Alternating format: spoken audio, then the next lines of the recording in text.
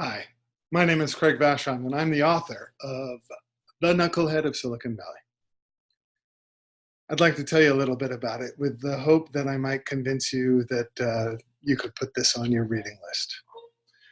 The Knucklehead of Silicon Valley's protagonist is a man named Ralph Gibsen, and Ralph is probably not a traditional spy. In fact, he may not be a spy at all. Ralph is a little lumpy, he is bumbling, and he is absolutely abysmal when it comes to chatting up the ladies. And yet he has attracted an enormous amount of attention from the intelligence community.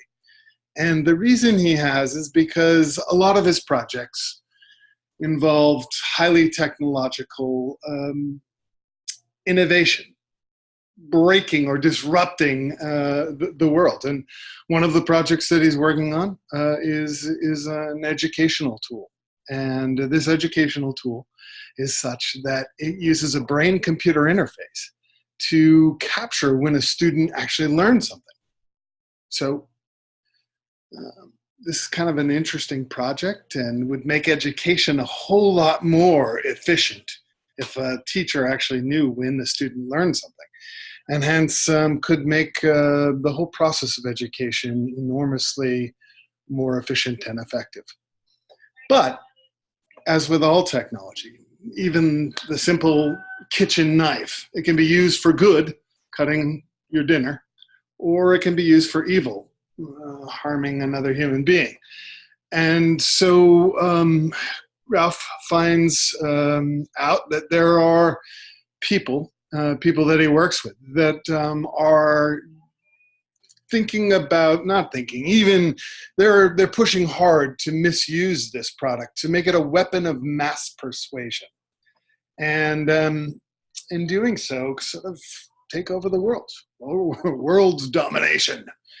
And Ralph reticently decides he's kind of the only person that can stop this. And he is a little bit of a gray hat hacker. So he can, phish passwords. He can certainly bust through firewalls. And he has created software that, or helped create the software to allow for millions and tens and hundreds of millions of people to circumvent government censorship. So he has a little talent in bringing teams together to do that. And that's exactly how he decides to stop this cabal. He brings a group of frenemies together, people that are somewhat friends and somewhat enemies. And so there's McKenna, who is an old college friend who went off to the CIA and came back broken, and now kind of works for the highest bidder. And then there's the beautiful Eva. And Eva is an employee of